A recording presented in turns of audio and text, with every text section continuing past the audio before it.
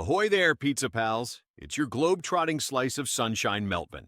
Today, Ryan and Stephanie are slicing into Ryan's Falkland Islands expedition aboard Atlas Ocean Voyages, on a ship so polished it makes the penguins look underdressed. Grab your life jackets, because this one's a deep-dish nautical adventure loaded with penguins, fjords, wildlife, and a whole lot of flavor. Let's set sail.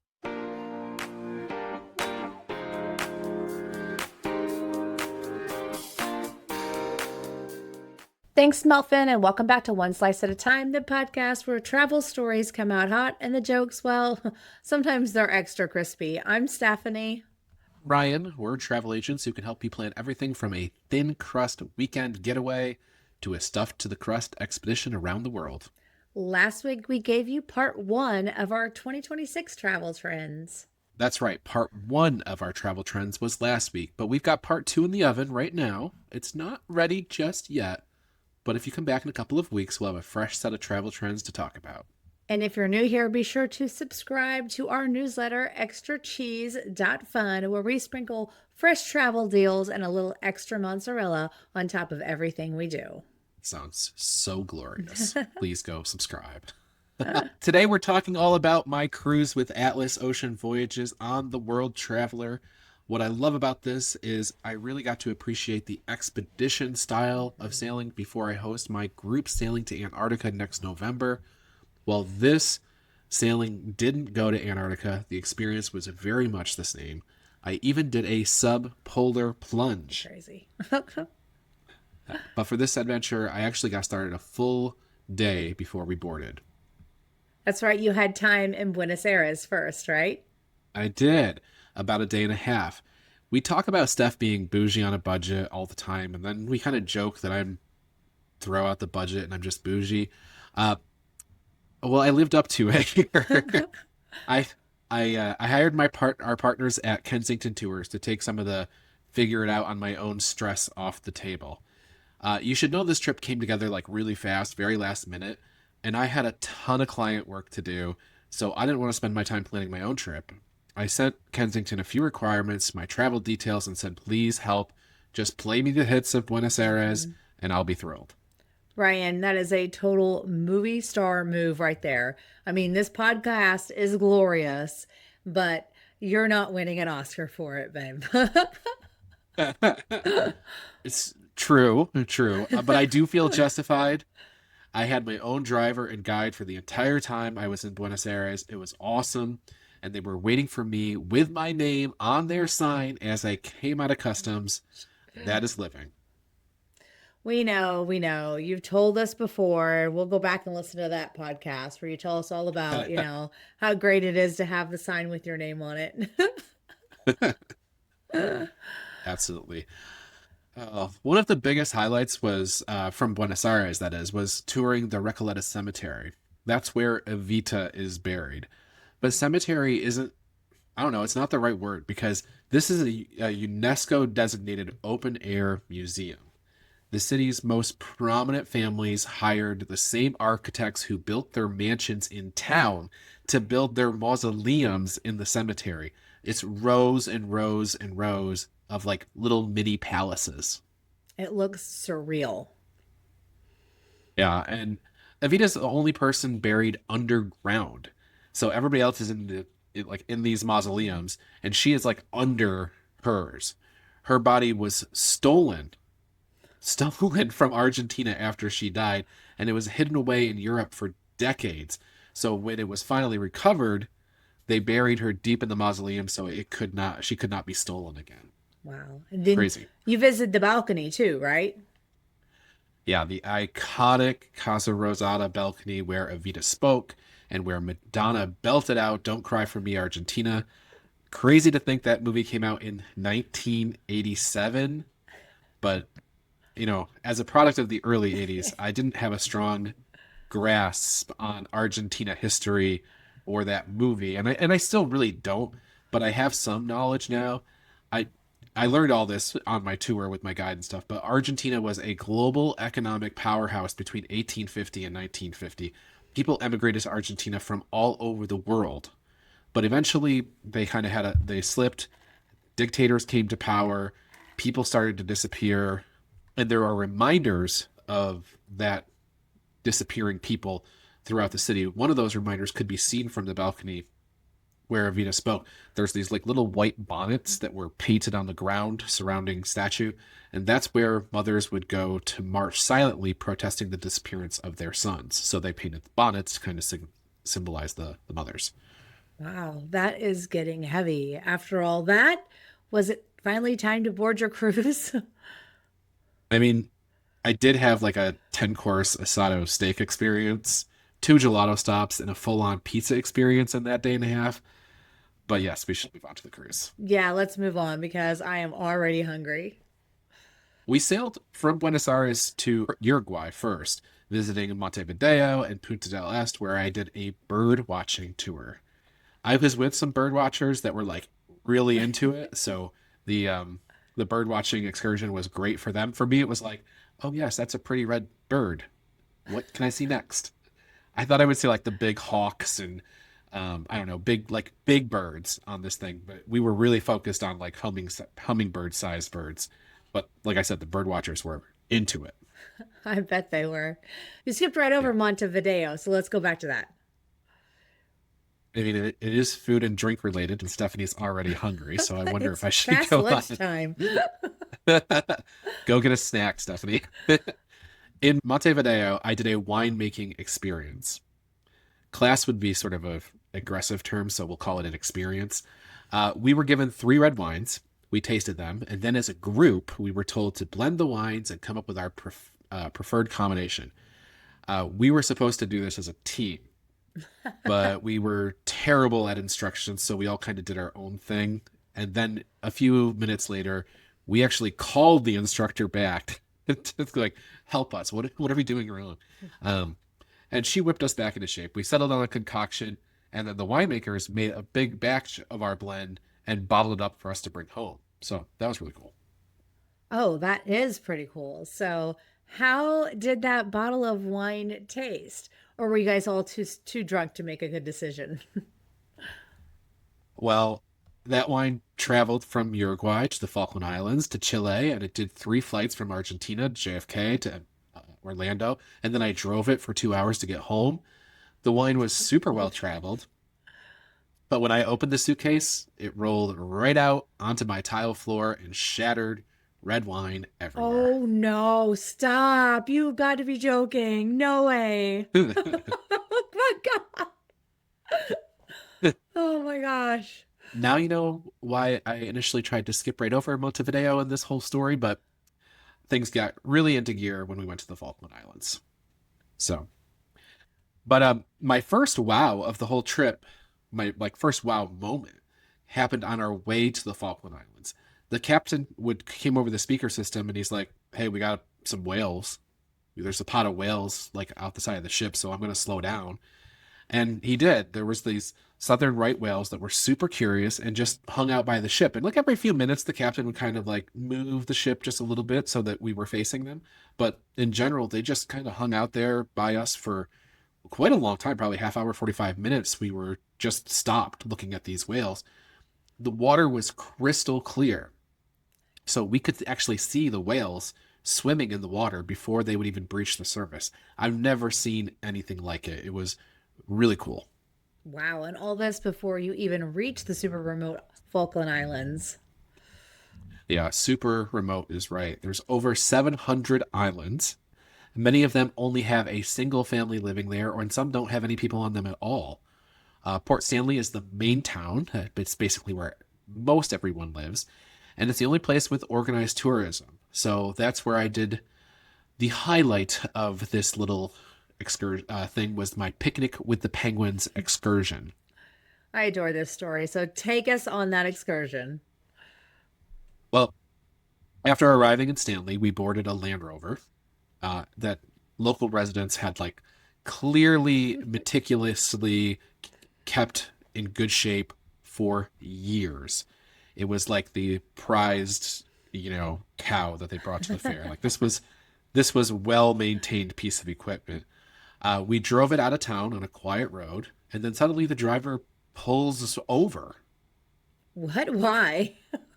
Well, because from that point forward, there were no roads. Oh, For the next 90 minutes, we went fully off-roading in this Land Rover across soft peatland, I guess. The ground was so soft you could literally see it moving under the weight of the Land Rover ahead of us. It was like driving across a giant sponge. Or, for this show, a pizza dough that hadn't been baked yet. that is insane. Yeah, insanely fun. Bumpy. Yes. Worth it? Yes. 1,000%. Because at the end of the off-road adventure were thousands of Rockhopper penguins perched along the cliff. Thousands. Oh my gosh. Thousands. And it was nesting season. So we got to see that whole pebble gifting ritual that everybody talks about up close. One penguin is sitting on the egg, guarding it. The other goes off and gathers pebbles or grass or whatever, and then runs it back to the nest. Or they go out to the ocean for food. Meanwhile, the caracaras, which are like hawks, are perched nearby, just waiting to see if the penguin is going to shift a little too far to the left or a little too far to the right, expose their egg so it could swoop down and have itself a little snack. Wow, it's like a real life nature documentary. Just right there in front of you. Yeah, and this wasn't just a one-time thing. We would go to a different island and see different species of penguins or see a different colony of penguins. Rockhoppers, gentoos, Magellanics. I even saw king penguins, each with their own little personalities. Penguins everywhere, like a whole pie of cuteness, and the caracaras were never far away. Your route had a whole other twist, though, right? The weather. Yeah, because we were near the Drake Passage, there, that's like kind of known for rough weather, but a storm system was forming. So our captain and expedition leader had to act fast and kind of stay on top of it.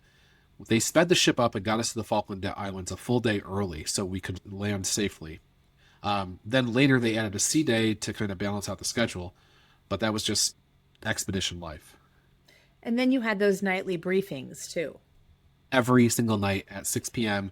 in the auditorium, Katya, our expedition leader, would explain the day's plan based on the latest weather. Sometimes the captain would come and he would show us maps, and like we knew by the end that if it was purple, it was really bad. If it was green, it was okay. Most of the time, it was just kind of, we'll have to see. But the weather changed so quickly. So, Katya would tell us at night at 6 p.m., she'd be like, here's where we're going to go in the morning. Here's where we're going to go in the afternoon.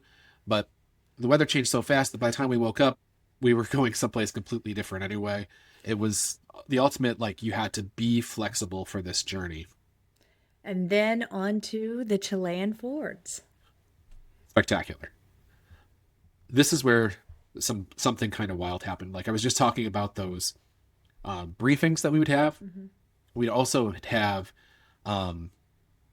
some presentations on different topics.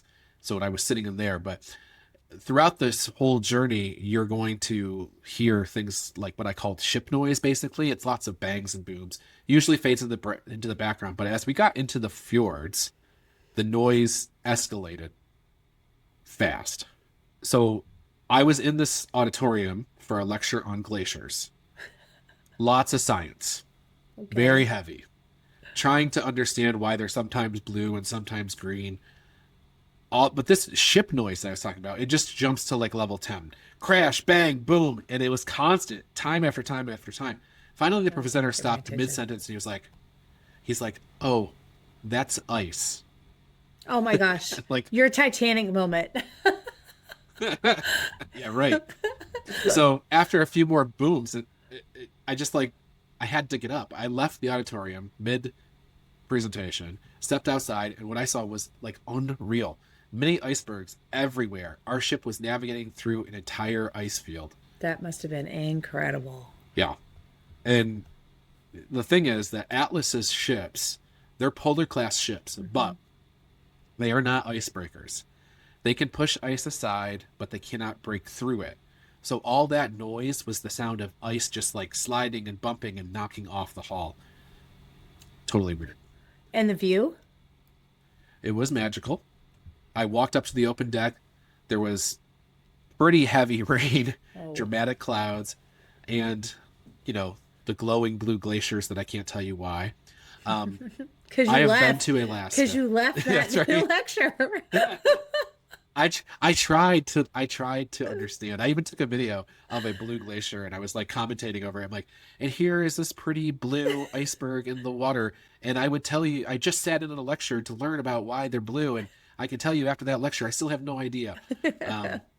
But I don't know. I think part of why there was so much ice is that only a few ships can even go into that area. We were certainly the only one that day. So I think, in a place like Alaska or something, like you've got ships going in all the time. So the ice is probably just pushed out of the way.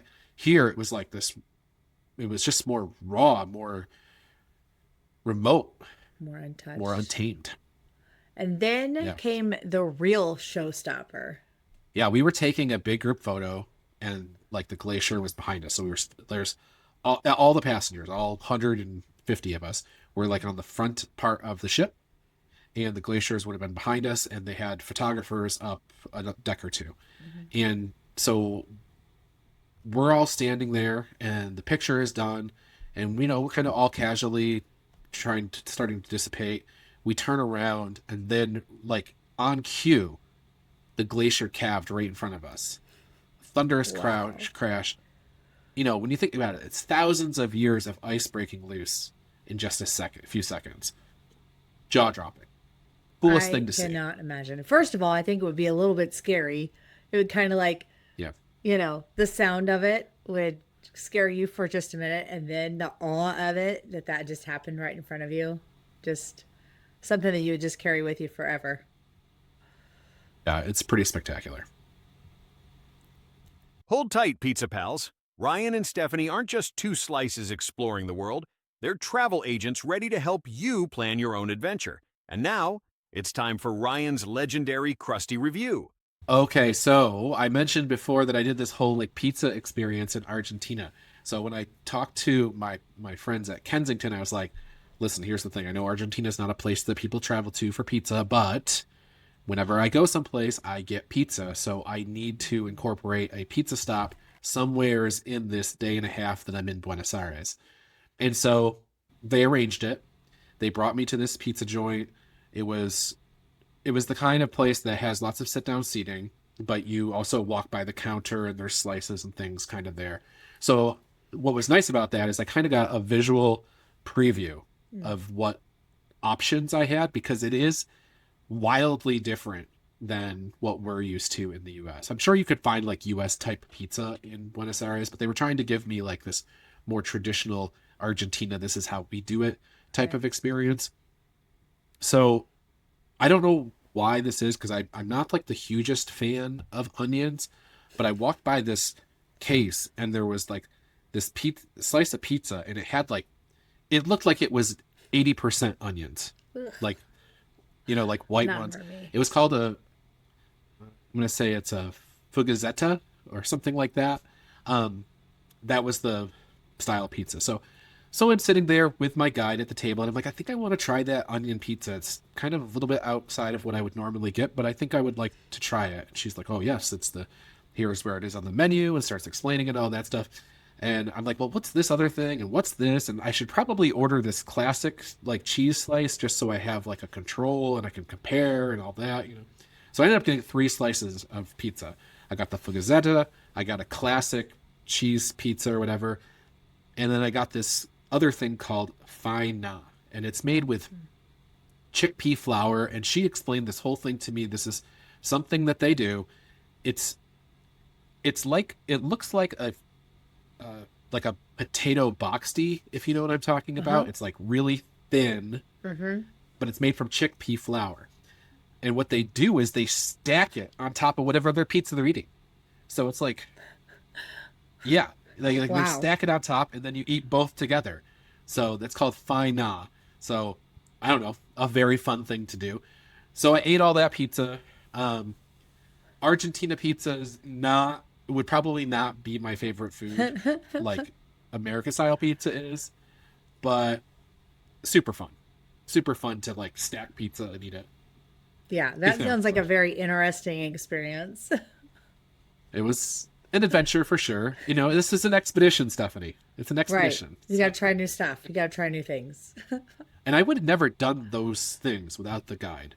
So I think that's if nothing else, like that is a testament why having a local guide is kind of a thing to do. Right. Because I would have seen that Exactly. on the menu and I'd have been like, first of all, I don't know what that is. What is Second of all, that? I don't want it. Yeah. But she was able to explain it. And I had a pizza adventure in Argentina. Love it. Yeah. So after everything you've already experienced, you still had Punta Arenas and Ushuaia ahead. Yeah, I mean, we're covering like 16-day trip here. Wow. So Punta Arenas was colorful and full of character. We actually did that before the glaciers, but whatever. I did a city tour there, and then they dropped me off in like the main square. Little pizza stuff. Of course, I did a little stop for pizza because, you know, I hadn't had pizza since Buenos Aires. It was been like 2 weeks. But then after Punta Arenas, we had a full sea day planned before we were to get to Ushuaia. But once again, Mother Nature was at it. We were supposed to reach Ushuaia at 7 a.m. the next day, which would really just give us time to catch the plane back to Buenos Aires. We wouldn't be able to see Ushuaia at all. But because there was bad weather, the captain went full speed ahead, and he got us to Ushuaia at 7 p.m. the night before. So we had a full night in Ushuaia, which is the southernmost city in the world. It looks like Mother Nature built her own brick oven right at the edge of the earth. I compared it to Zermatt in Switzerland. If people have been there, it looks like it should be a little ski town, but it's not. Total postcard material. Absolutely. Plus whales and seals and seabirds, a whole sampler platter of pre-Antarctic wildlife. And you hit 3 countries on this trip: Argentina, Uruguay, and Chile. Yeah, actually, the Falkland Islands are a UK territory, so 4 in total. 4 if you really wanna total. get Wow. Technical, yeah. Let's get technical. Yeah, we might as well. Let's get real technical. I started in the US, so that's 5. 5. The whole voyage felt like slicing into something truly extraordinary. Adventure, unpredictability, glaciers, penguins, everything. The flexibility that you have to go into with these expeditions, like if everything's all mapped out for you ahead of time, you're going to go to this island and this island and this island and this island, and then you get there and the captain's like, well, the weather's bad, so we're not going to go in that order. We might hit these places, but in a different order. It was a blast.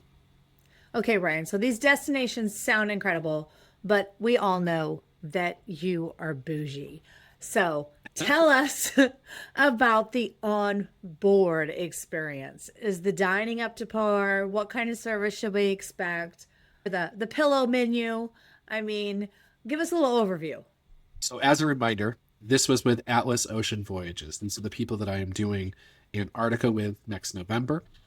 The guest to staff ratio is pretty much 1-to-1. I had an amazing experience with many of the staff members. Michael, the cruise director, was charismatic and in control the entire time. I really felt like I knew him by the time I got off the ship. We're even Facebook friends now. In addition to that, there were 17 expedition experts. Now, our sailing only had about 145 people on there. Full capacity would be about 170. So that's one expedition person for every 10 passengers.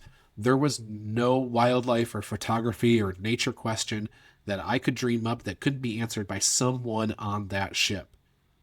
But you still don't Really know cool. why those glaciers are blue.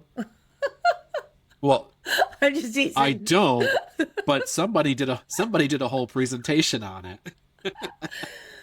So how was the service? All right. So story time. My phone, my brand new iPhone 17 Pro Max that I bought 2 days before leaving on the trip, broke on day 2. The touch screen just stopped working. You might as well put it under a table to level the table at that point. It is a piece. It's just a piece Paperweight. Yeah, they're useless without the touch screen. It would turn on, but like literally you can't do anything without the touch screen. So here I am in like the most picturesque place on the planet, and I'm unable to take a single picture, except for the fact that, I mean, I told them, I said, listen, they have a very small shop on the ship, and I said, if you had a $3,000 camera in that shop right now, I would buy it. I would buy it. It would be worth I would it. have bought. I would have paid $3,000 for an iPhone 11 at that point, you know. But one of the crew members, kind of hearing my story, was sympathetic, and had also just recently upgraded his phone. So he had a phone in his stateroom that was his old phone that he was planning to give to his sister, but his sister wasn't on board, so he was just kind of sitting there. He brought it to me and lent it to me for the entire rest of the cruise. That's amazing. His name is Roger, so shout out to Roger. Thank you, Roger. Yes. He was trying, he couldn't even back up the phone so that he could wipe it before giving it to me.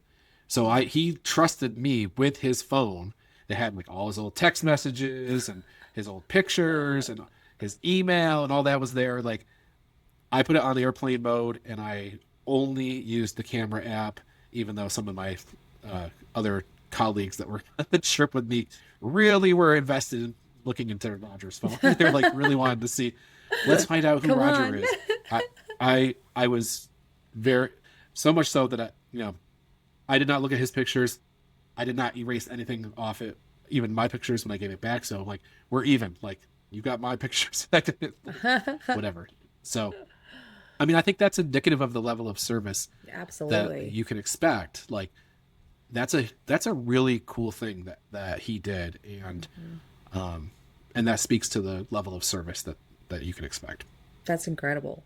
So how was the staterooms? Or Super how well were the appointed. staterooms? How were the staterooms? Yeah. How was your stateroom? I mean, really, the staterooms were beautiful. I saw more than just mine because they'd give me a little tour. They were well appointed, beautiful, spacious. I had a balcony, but I'll tell you right now, that's not the move. That is not the move to make. You need to get one of those Horizon staterooms, or they're going to start calling them junior suites in the future, because they have that infinite window that comes down, and you get so much more stateroom space. I just loved it. I mean, the shower was nice and big. Could not you like dance that in it? river cruise. Well, you probably Dance could dance party in it. in the shower. You probably could dance in it. They even Okay. had like the sideways jets Oh, nice. that you could use. Yeah. It's not like that river cruise where I could hardly fit in the shower chamber, I'll say.